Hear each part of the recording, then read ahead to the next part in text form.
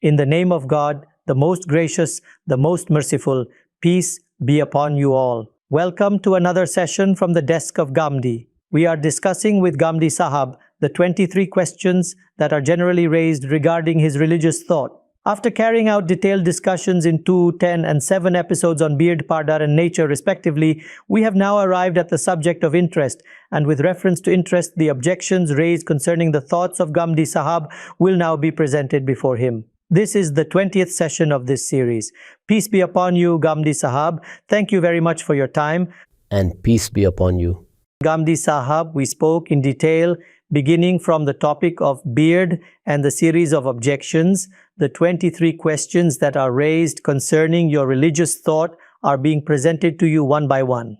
The objective is not merely to answer for the sake of answering, nor to corner anyone, but rather in an intellectual style and manner to present the intellectual arguments that are made regarding your religious ideas before you, so that we may understand your intellectual journey and why and how you have adopted such a particular point of view. The subject of interest is now being introduced. As you are aware, there are certain matters about which people are extremely sensitive. Interest is one such issue among them. Now, in the objections raised against you concerning interest, the impression that is attempted to be created is that the issue of interest is a matter of consensus, clearly mentioned in the Quran. However, it is suggested that Ghamidi Sahab has perhaps established a different or unique opinion here as well. I will present one by one all the arguments, religious viewpoints, principle-based concerns, and applied questions before you. However, first of all, I would like to ask you, what is interest according to you? The interest that has been mentioned in the Quran, what is your definition of interest? Regarding the prohibition of interest in the Quran, do you hold any difference of opinion concerning it, or do you agree with what the rest of the scholars say about it? When one speaks of defining interest, this is only possible in the case of technical terms. The term used for it in the Quran is riba, while in the Urdu language, you repeatedly use the word sood, or interest for it. That is, what you call sood in the Urdu language is called riba in the Arabic language, and vice versa. It is a common word in the Arabic language, just as its counterpart exists in the Urdu language. For this we refer to the lexicon. There is no need to invent a new definition. The Quran has used a simple word, just as you say, theft is a bad thing, just as you say, embezzlement is a bad thing, just as you say, adulteration is a bad thing, just as you say, shortchanging a customer is wrong. All these do not require technical definitions. Whatever words are used for them, if they are in Arabic, then the Arabs understand them. If they are in Urdu, then Urdu speakers understand them. Among us, those who have translated the Quran, have they created a new definition and invented a new word for it? They have simply used the same words that are commonly used in the Urdu language of the subcontinent. Hence, the translation of Shah Abdul Qadir is considered among the best translations. If you possess it, you may read it yourself. There, the word sood or interest is written beneath riba. Just as one writes the translation beneath any Arabic word, I will also present translations by other scholars. Before me is the exegesis Tafhimul Quran by Maulana Syed Abul Maududi, translating the verses of Surah Al-Baqarah that are part of this discussion. The verse is, الَّذِينَ يَأْكُلُونَ الرِّبَا لَا يَقُومُونَ إِلَّا كَمَا يَقُومُ الَّذِي يَتَخَبَّطُهُ الشَّيْطَانُ مِنَ الْمَسِّ. What is the translation? But those who charge interest, their condition is like that of a person whom Satan has confounded with his touch, so that he appears to have lost his senses. Here the word riba has been used. What translation did Maulana Syed Abul Maududi provide? Those who consume sood or interest. He did not feel any need to define it. Now listen to the explanatory note written below. Actually, the word riba has been used, which in the Arabic language means excess or addition. As a technical term, the Arabs used it to refer to the excess amount. That is taken by the lender from the borrower, fixed at a specific rate over and above the principal amount. What further does he write? He writes in our language, this is called sood or interest. that is, what is called sood in our language, is called riba in the Arabic language. The same is the case with other translators. Examine the translations one by one, Pir Karam Shah Al-Ajari's or any other scholar's translation. When they present this to Urdu readers, they use the word sood or interest in place of riba. It is exactly as I have explained. If the Quran mentions the word thief or adulterer, its meaning is determined by the lexicon and its translation is simply stated accordingly. Among the Arabs as well, this was a known and common term. Interest was not something invented during the period of Islam, requiring a new name to be coined.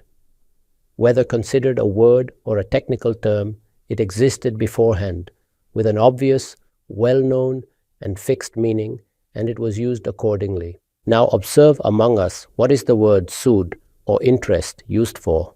If profit is demanded on a loan, it is called sood or interest. You and I, whether illiterate or educated, all know that among the affairs of life, one such matter is taking a loan. When I am in need or wish to start a business or marry my daughter or educate my child, and I lack sufficient capital, I approach you for assistance. There can be two situations. You give it to me outright, or you say, I am giving you a loan. When you give something as a loan, the moral teaching of Islam states that no profit may be demanded upon it. Why is that so? Because in our religion, among the matters given exceptional importance is the purification of the moral being of a human person. In matters of wealth, God Almighty has required from us that whatever we possess beyond our needs, the needs of the present and the future, our personal needs and business requirements, whatever exceeds these, society has a right over it. If a person approaches us in need, we should attempt to help him. This is the moral principle taught by the religion of God. If it is beyond our capacity to give charity, and we say instead, we will give you a loan, then God Almighty declares that giving a loan is an act of virtue, an act of righteousness, indeed, a form of charity. There can be no question of profit upon it. Ethically, it would be shameful. It would become oppression. The person is needy, borrows money from you, spends it, and that money is consumed. It must be regenerated again, and yet you demand profit upon it. Therefore, this was declared unlawful. This is the logic behind it, and that is its intended meaning. Wherever there is a loan, Islam requires that no profit be demanded. This is plain understanding. This is what is called sood in Urdu and what is called riba in Arabic. And this is precisely what our scholars have also stated. Every loan that brings profit is riba. This has been prohibited in Islam. I have explained the reason for its prohibition. From the jurisprudential perspective, it is an extension of the Quranic command. La takkulu amwalakum bainakum bil batil. Do not consume one another's wealth unjustly. There must be fair means. If you require another's money, engage in trade, conduct buying and selling. But the goodness and welfare that should be done individually must not be turned into business. This is the principle. Keeping this principle in view, God Almighty clarified the matter where ambiguity might have arisen. Often matters are clear and established, but sometimes ambiguity develops. In such cases, God Almighty, through His prophets, issues His decisive command. The same occurred regarding riba. Since I give you my money for use, and generally when something is given for use, compensation is taken. If I give you a house, a car, or a bicycle and demand rent, no one finds that surprising. Now, money is also given for use. If flour or dates are given for consumption and compensation is demanded, would that be permissible? Here was the ambiguity. God Almighty gave His decisive ruling and declared it forbidden. The reason for its prohibition is what I have already explained. As for me, whatever the Quran has stated, I agree with it fully. The sood, or interest, understood by our scholars and applied as interest, is exactly the same thing that you and I hear daily in our common language. Otherwise, had it been something entirely different in meaning, then there would certainly have been explanations provided for it. It would have been elaborated upon in the translations. There would have been explanatory notes attached to it. The matter of application, however, is a completely separate issue. In principle, what is firmly established is that interest is forbidden. God Almighty has forbidden it, it is haram. We are commanded not even to approach it. What is sood, or interest? It is the demand for profit on a loan.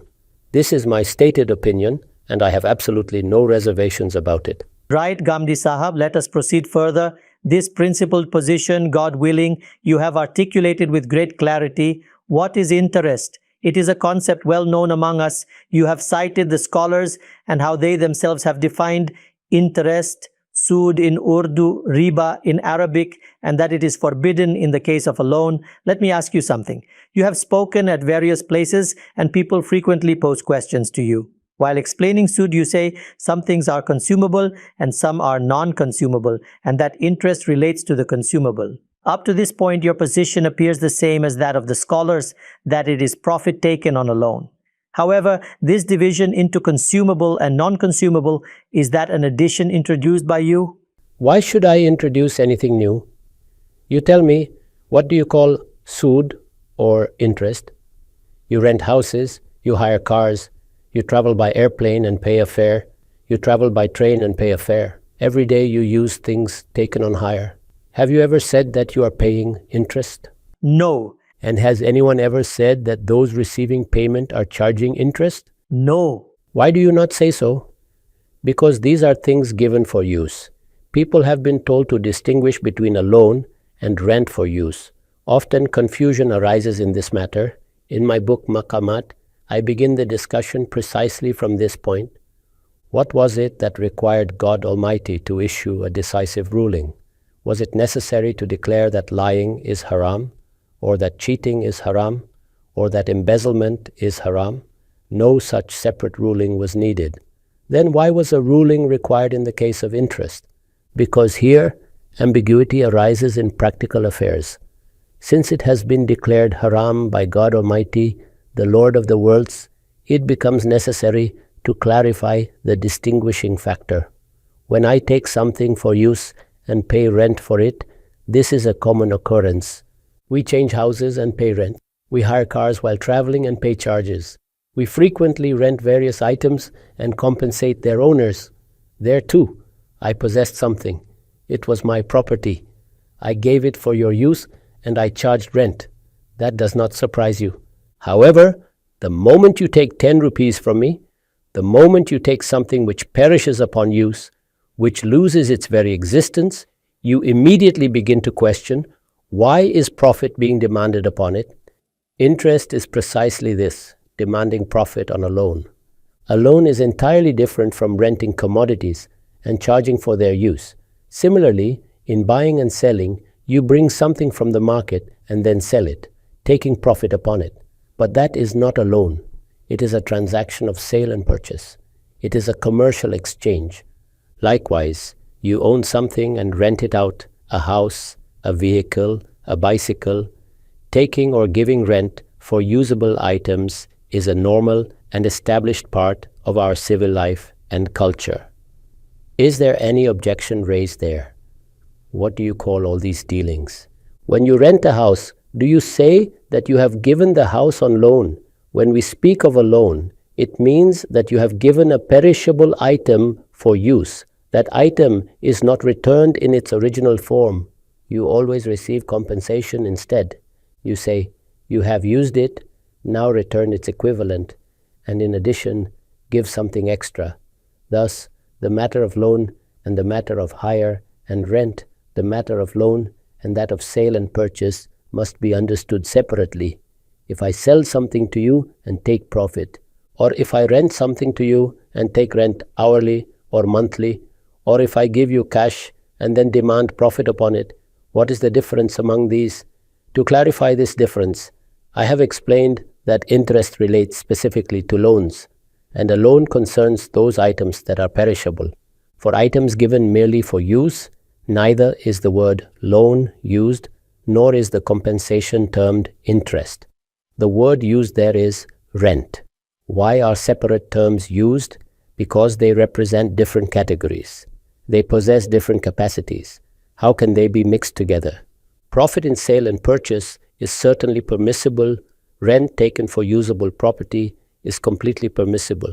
So tell me, what is the essential difference? If I give you a house, a bicycle, or a vehicle for use, and I take 10,000 rupees from my pocket and give it for use, God Almighty has made one permissible and the other impermissible. Therefore, the reason for this distinction must be explained to people. Because it perishes? Yes, it perishes. And when it perishes, you cannot return that very same thing. You must work and earn in order to restore its equivalent. If I lend you money, you must return that money and in addition pay extra. This is the act which God Almighty has described as oppression. It is consuming the wealth of others through unjust means. And I have told you that this is what is known as sood. It is not something new that emerged in the time of the Prophet, peace be upon him, requiring a new definition. From the very beginning of human civilization, this matter has existed. In the most ancient civilizations, you will find it. People rented property, they sold goods, they made profits in markets, they gave loans, they gave charity. Whenever you give a loan, the question arises, if rent is permissible, that is, compensation for use, then how does compensation for the use of money become impermissible? Yes, absolutely correct. To explain the difference, I have stated that a loan pertains specifically to perishable items. Otherwise, the word loan is not used at all. You do not use it in Urdu, nor in Arabic, nor in any other language. When you give a commodity for use or sell it, different words are used. Why are different expressions employed? Because the situations differ. Thus, to clarify it for common people, I have explained this distinction. It is nothing new. The word was already in usage. You were using loan for one thing, rent for another, and sale and purchase for yet another. I merely pointed out, why are you using different terms? Because their realities differ. That is the difference. There is nothing beyond that. I have introduced nothing new. If you examine the work of Mufti Muhammad Shafi Sahab on interest, you will find that he clearly states that if profit is demanded on perishable items, it has been declared impermissible in Islam. What is the philosophy behind it? If you reflect, our Lord wishes to see how morally pure we are. Giving a loan is described as an act of goodness, virtue, and charity. We do not turn acts of goodness into profit-making ventures. The reward is sought from God. When a brother comes to me in need, the moral demand of Islam is that if I possess surplus, what the Quran calls al-afu, then I should give it. That surplus was his right. God Almighty granted me that bounty not to hoard it, but because it exceeded my personal and business needs, both present and future. Thus I give it, and when I give it, I will not demand profit upon it. Ideally, I should have simply handed it over. If I lack that courage, then at least I give it as a loan. Whenever you are able, return it. Or if we document it, as the Quran instructs in Surah Al-Baqarah, that when you contract a debt, you should write it down, then I have given you a loan. My Lord says, when I wish to see you act virtuously, do not corrupt this charity with profit. Upon it, you cannot demand profit. Whatever has been stated in the religion of God, whatever the Quran has declared, I have merely explained it to the people. I have made no addition of my own. Right, Ghamidi Sahab. You have made a very important point, because the first criticism generally raised is that when defining interest, Ghamidi Sahab differentiates between consumable and non-consumable commodities, which is assumed to be his own invention. You have elaborated that this distinction is only to clarify the types involved. Now, once again on this point, I would like to ask, among the criticisms I encountered, it is said, where in the Quran is this distinction mentioned, that it applies to consumables and not to non-consumables? On one side, you say that the Quran clarified this nuanced point, which common people fail to distinguish. On the other side, you say that through reasoning you discern this reality about interest, that there are consumable and non-consumable aspects. So between reason and the Quranic text, what clarified this reality for us? I have never said that it was impossible to understand this through reason. What I have said is that there was ambiguity in it. Right. The matters that exist in the religion, why are they explained? The reason is that human intellect on its own is sometimes incapable of issuing a final and decisive ruling there. I can provide many examples. You see, pork is forbidden among us. It is mentioned specifically in the Quran. Why was that done? What was the reason? Even the tiger is forbidden. The cheetah is also forbidden. Countless other animals as well. In another place, the Quran clarifies that the pure things are lawful and the impure things are forbidden. It was also made clear, أُحِلَّتْ لَكُمْ بَهِيمَةُ الْأَنْعَامِ. The grazing cattle have been made lawful for you. From this, it becomes clear that beasts are forbidden and cannot be eaten. Why then was the pig mentioned specifically in 3 or 4 places? What was the reason for that?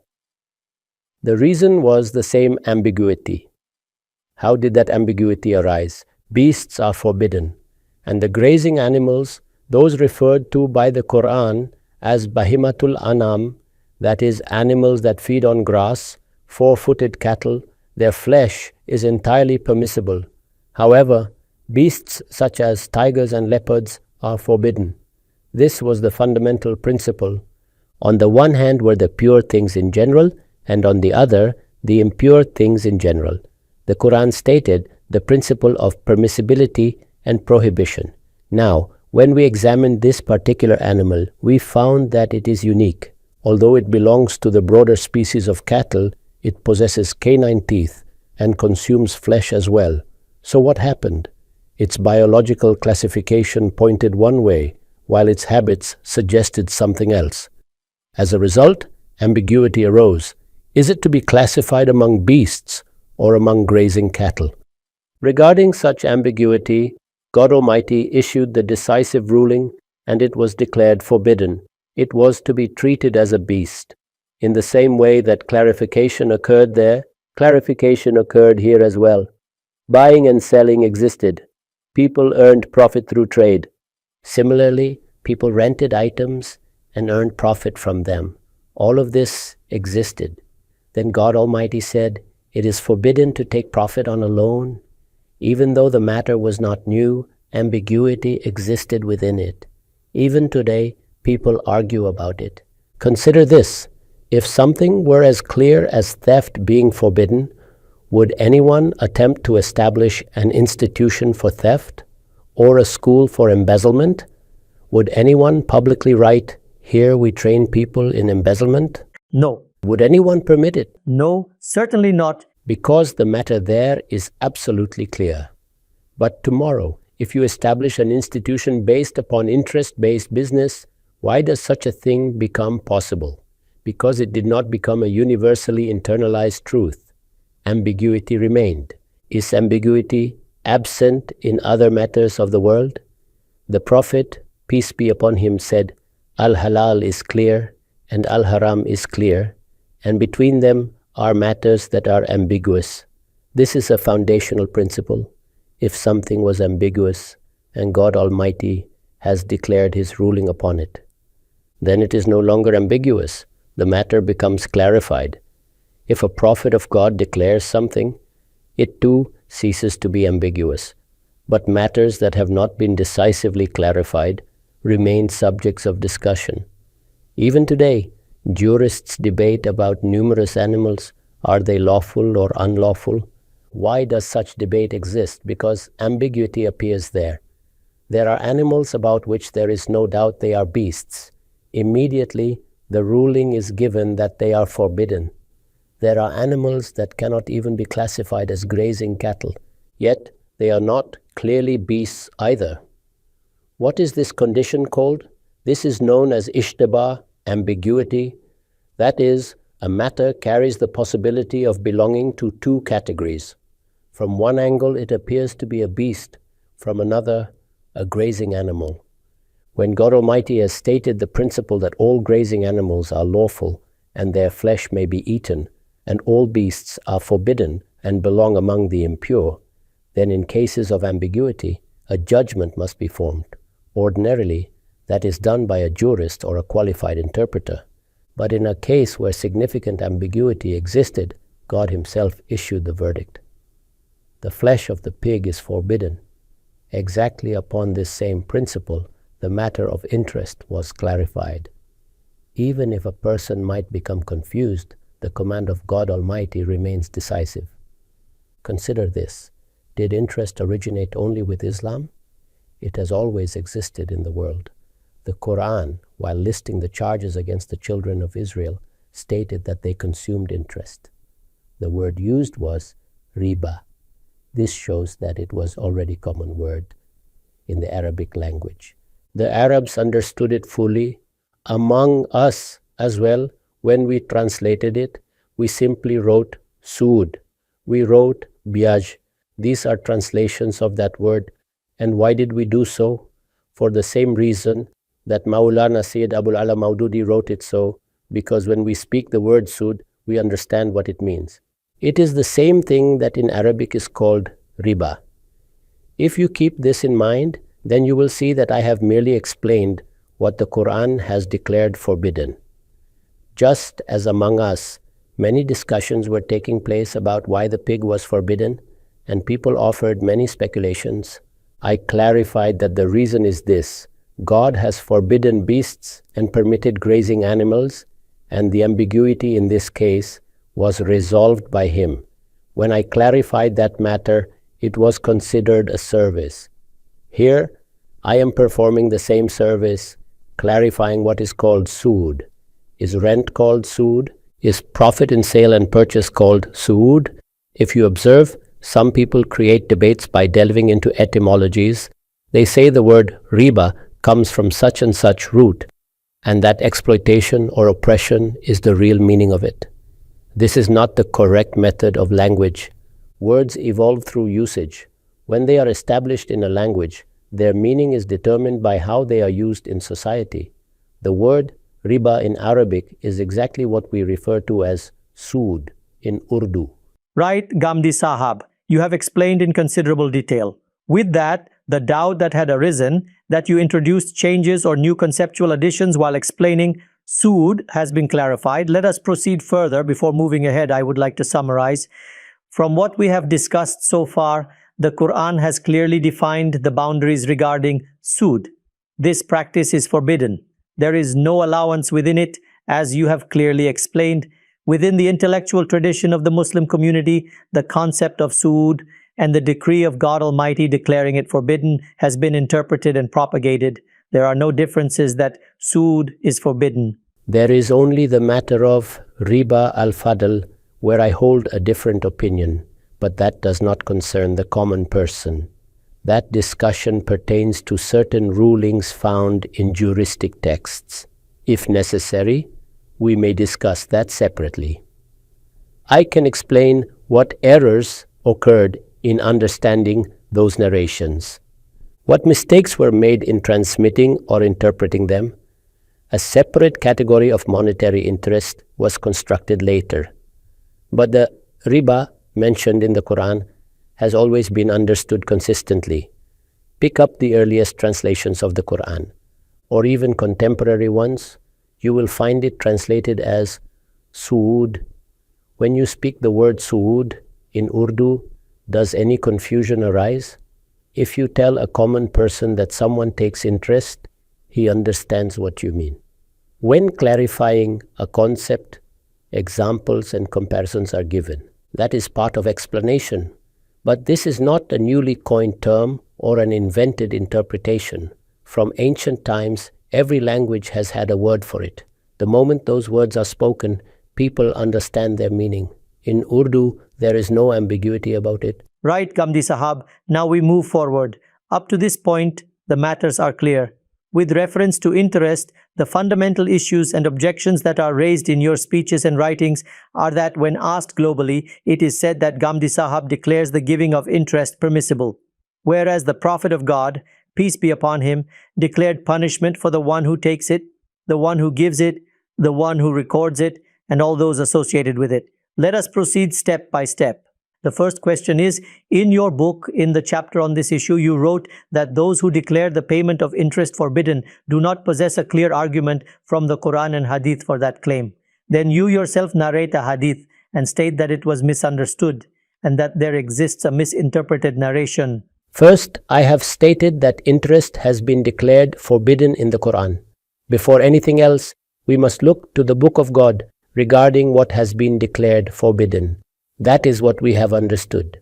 To demand profit on a loan, I have drawn attention to this point. When the Quran mentions it in Surah Rum, وَمَا آتَيْتُم مِّن رِبًّا لِيَرْبُوَ فِي أَمْوَالِ النَّاسِ. So whatever you give as riba, so that it may increase in the wealth of people. This refers to an interest-bearing loan on which you take profit, which you take. Now, in Surah Ali Imran it is mentioned, لَا تَأْكُلُوا الرِّبَا أَضْعَافًا مُضَاعَفَةً. Do not consume riba doubled and multiplied. What is being said here? Do not consume. The paying of interest is not under discussion. Now come to the detailed discussion in Surah Al-Baqarah, where the Quran narrates the entire matter comprehensively. I wish to present that before you. Sure. So that you may see what God Almighty has stated, from which point the topic began and where it ultimately reached. Let us go through all of it. In both previous places, the matter was stated briefly. In Surah Al-Imran, with great brevity, it was said, do not consume the increasing and multiplied interest. The interpretation generally given by the scholars regarding doubled and multiplied, I consider that interpretation absolutely correct. Likewise, in the verse of Surah Rum, if you read the exegesis of Ustaz Imam, the proper definition becomes clear. It is Surah Al-Baqarah that deals in full detail with the intent of God Almighty. Note carefully what has been said. الَّذِينَ يَأْكُلُونَ الرِّبَا لَا يَقُومُونَ إِلَّا كَمَا يَقُومُ الَّذِي يَتَخَبَّطُهُ الشَّيْطَانُ مِنَ الْمَسِّ ذَلِكَ بِأَنَّهُمْ قَالُوا إِنَّمَا الْبَيْعُ مِثْلُ الرِّبَا وَأَحَلَّ اللَّهُ الْبَيْعَ وَحَرَّمَ الرِّبَا فَمَنْ جَاءَهُ مَوْعِظَةٌ مِّن رَّبِّهِ فَانْتَهَى فَلَهُ مَا سَلَفَ وَأَمْرُهُ إِلَى اللَّهِ وَمَنْ عَادَ فَأُولَئِكَ أَصْحَابُ النَّارِ هُمْ فِيهَا خَالِدُونَ. What is its translation? On the contrary, those who consume riba will not rise on the day of resurrection except like one whom Satan has driven to madness by his touch. That is because they said, trade is just like riba, whereas God has made trade lawful and riba unlawful. So, whoever receives an admonition from his Lord and desists may keep what has passed, and his matter rests with God. But whoever returns to it, they are the companions of the fire, they will abide therein forever. Notice the words, those who consume riba. Are these the words of the Quran? Yes, these are the words of the Quran, الَّذِينَ يَأْكُلُونَ الرِّبَا. On the contrary, those who consume riba, when they rise on the day of resurrection, they will rise like one driven insane by Satan's touch. This is about those who consume it. It is because they said, trade is also like riba. This is exactly the same argument I previously mentioned. Profit is made in buying and selling. So what difference is there between the two? I brought merchandise and made a profit. I gave you money to use and made a profit from that as well. So what is the problem? The Quran responds. They say trade is like riba, and they express surprise that God has made trade lawful and riba unlawful. They question the difference, but there is no doubt God has made riba unlawful. Thus, whoever receives the warning and desists, whatever he had already taken remains his. Mark the word taken. The discussion began with those who consume riba. Now it says, whatever they took previously will not be reclaimed from them. This is in accordance with the general principle of the Quran that laws are not applied retrospectively. However, whoever returns to it after the warning, they are the people of the fire, abiding therein forever. A grave warning has been issued directly from God Almighty. Now see further. يَمْحَقُ اللَّهُ الرِّبَا وَيُرْبِي الصَّدَقَاتِ وَاللَّهُ لَا يُحِبُّ كُلَّ كَفَّارٍ أَثِيمٍ. God obliterates riba and causes charity to grow. And God does not love any ungrateful sinner. You think you are increasing your wealth through riba. On the day of resurrection, all of it will vanish. Instead, charity will flourish. Then it is said, إِنَّ الَّذِينَ آمَنُوا وَعَمِلُوا الصَّالِحَاتِ وَأَقَامُوا الصَّلَاةَ وَآتَوُا الزَّكَاةَ لَهُمْ أَجْرُهُمْ عِنْدَ رَبِّهِمْ وَلَا خَوْفٌ عَلَيْهِمْ وَلَا هُمْ يَحْزَنُونَ. Those who believe, do righteous deeds, establish prayer and give zakah, their reward is with their Lord. They shall have no fear, nor shall they grieve. This is glad tidings for those who believe and abstain from riba. Then comes the decisive command. يَا أَيُّهَا الَّذِينَ آمَنُوا اتَّقُوا اللَّهَ وَذَرُوا مَا بَقِيَ مِنَ الرِّبَا إِن كُنتُم مُؤْمِنِينَ. O believers, fear God and give up whatever remains of riba if you are truly believers. Whatever interest remains due, forgive it. This is addressed to those who charge interest? Yes, to those who charge it. Whatever remains outstanding, forgo it. Then, فَإِن لَمْ تَفْعَلُوا فَأْذَنُوا بِحَرْبٍ مِّنَ اللَّهِ وَرَسُولِهِ وَإِن تُبْتُمْ فَلَكُمْ رُؤُوسُ أَمْوَالِكُمْ لَا تَظْلِمُونَ وَلَا تُظْلَمُونَ. If you do not do so, then be informed of war from God and His Messenger. But if you repent, you may have your principal sums. You shall neither oppress nor be oppressed. If you persist in charging riba under the sovereignty of God and His Messenger, peace be upon Him, then it is as though you are challenging them. In that case, military action may be taken against you. This verse is often misquoted as though merely taking interest constitutes waging war against God and His Messenger. That is not what is stated. Rather, if you insist on continuing the practice after the prohibition, then you are declaring defiance. If you repent, you are entitled only to your principal, not to any profit. You shall neither commit injustice nor suffer injustice. Then it continues, وَإِن كَانَ ذُو عُسْرَةٍ فَنَظِرَةٌ إِلَى مَيْسَرَةٍ وَأَن تَصَدَّقُوا خَيْرٌ لَكُمْ إِن كُنتُمْ تَعْلَمُونَ. If the debtor is in hardship, grant him respite until ease. And if you remit it as charity, that is better for you, if only you knew. Then, وَاتَّقُوا يَوْمًا تُرْجَعُونَ فِيهِ إِلَى اللَّهِ ثُمَّ تُوَفَّى كُلُّ نَفْسٍ مَا كَسَبَتْ وَهُمْ لَا يُظْلَمُونَ. Fear the day when you will be returned to God. Then every soul shall be fully compensated for what it earned, and they shall not be wronged. Thus, in Surah Rum, it was mentioned briefly. In Surah Al-Imran, it was said concisely, do not consume riba doubled and multiplied. But here, in Surah Al-Baqarah, nothing has been left unsaid. Profit on a loan is what is called interest. It has been clarified that taking back the principal is not a crime. Even then, leniency and compassion toward the debtor are commanded. Is any ambiguity left? Everything understood by the word riba or interest has been fully explained. Now tell me, in all these verses, is there any mention of those who pay interest? No, there is no mention of that in these verses. Exactly. Here the issue has been elaborated in full detail. Objections were answered. Those equating trade with riba were corrected. The lawful and unlawful aspects were clarified. The consequences and warnings were formally declared, including the ultimate warning of hell, and even the threat of military action for persistent defiance. The principal may be recovered. If the borrower is in hardship, grant relief. Kind and compassionate words are used regarding the borrower. He has done nothing wrong. Who takes a loan without need? It may be for personal necessity, social need, business requirement, or even a noble cause. The entire discussion concerns the one who charges interest. So I had just said that, in reality, my religion demands from me that if I possess something extra, I should give it without seeking any return. I should engage in charity. You see, in the verses preceding this discussion, it was explained how great a virtue charity is. The foundation of our religion rests precisely upon two things: prayer for maintaining a connection with God Almighty, and charity for goodness and virtue toward others. Therefore, give in charity. If I do not give in charity, then I move to the second level. That is, I give a loan. Even then, I must not demand profit on the loan.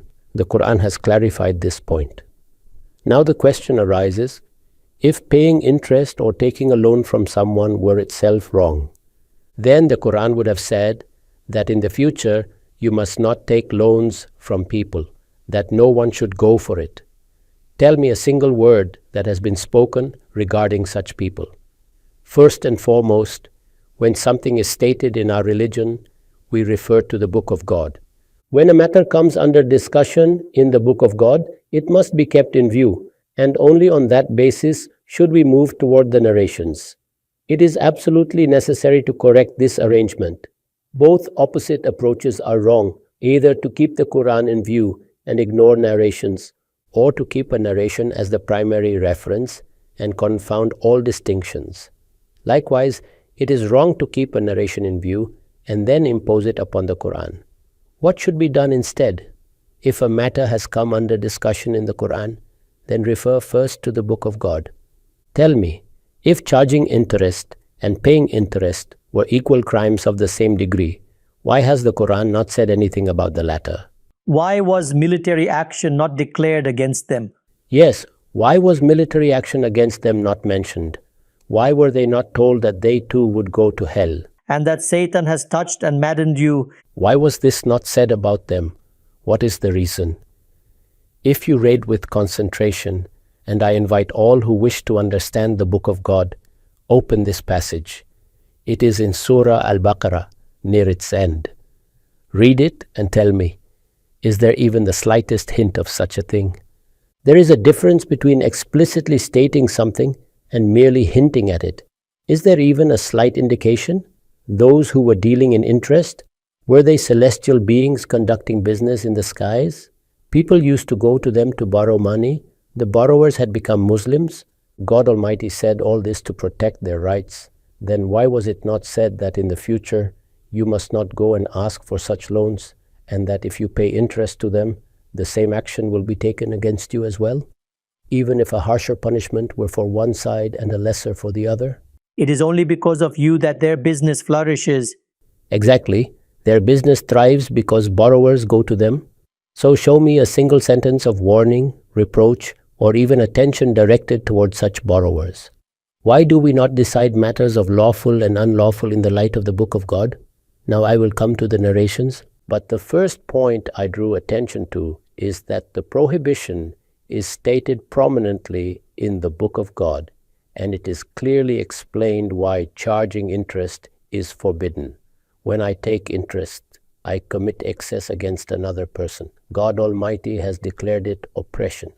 I violate my moral existence when, to a needy brother, I give something and then demand profit on it. Whenever something is made forbidden by God Almighty, there is always a reason behind it. And here, I am not inserting any reasoning of my own. God Almighty Himself has stated it. Who are those who consume interest? Who are those who, when they rise on the day of resurrection, will rise as though Satan has maddened them with his touch? For whom were all these warnings stated? For those who pay interest. When it was said, whatever you took remains yours, and now you may no longer demand it, was that being said to those who pay interest? If God had uttered even a single word, that those poor people who take loans and have to pay interest must also stop from today onward, even acknowledging their compulsion. And if they persist, there would be action against them that could have been said. Even if no worldly action were declared against them because they are helpless, it could at least have been said that if you insist on taking loans on interest and paying it, there will be punishment on the day of resurrection. But there is neither a statement of punishment for them in the hereafter, nor any mention of accountability, not even a warning. Show me a place in the Quran where this is mentioned. It is nowhere. Now understand the principle. When something is mentioned in a narration, it must be understood in light of the principles established by the Quran. You cannot reverse the arrangement. The Quran has fixed a framework. It has explained how judgments are made. Listen again. First, a principle was stated, لا تأكلوا أموالكم بينكم بالباطل. Do not consume one another's wealth unjustly. Even there what was said, do not consume. That is, do not take wealth through unjust means, through cheating, embezzlement, adulteration. When you say adulterators have been stopped, do you also blame the person who unknowingly bought the adulterated commodity he has in fact been wronged. Similarly, when I give a loan to a brother in need and demand profit from him, he has been wronged. He might be borrowing for the treatment of his sick daughter, or for any of his needs, perhaps to improve his business, to open a kiln, a shop, or something else. He felt a need and came. The Quran calls assisting him an act of virtue and goodness. You had an opportunity to earn reward from God. That was the piety expected of you. How can you even think of profiting from such a situation? So who is under discussion? Who is being warned by God Almighty? Who has been threatened with hell? Who has been told, فَأْذَنُوا بِحَرْبٍ مِّنَ اللَّهِ وَرَسُولِهِ? Then be informed of war from God and His Messenger? It is those who charge interest, those who demand interest. The Quran has not even hinted toward a person who goes to take a loan and must pay interest. It was an opportunity to say, I have forbidden charging interest. I will deal with the lenders, but no one should go seeking such loans in the future. Yet it was not even said, do not go for it in the future. There is nothing of that sort in the Quran. So first put the matter in its proper place. Ascertain how the Book of God forbids something. After that, we will turn to the narrations, whether they are 1, 2, or 4 in number, and I will explain how to understand them. This problem has not occurred only here, it has happened elsewhere as well. Consider what happened in the case of riba al-fadl. The Quran defined what interest is. In Surah Al-Baqarah, nothing was left unexplained. If someone had to determine the definition, it should have been derived from there. In fact, there was no need to redefine it, since it was already a well-known and widely understood concept. However, riba al-fadl was interpreted among us from narrations as interest on cash transactions.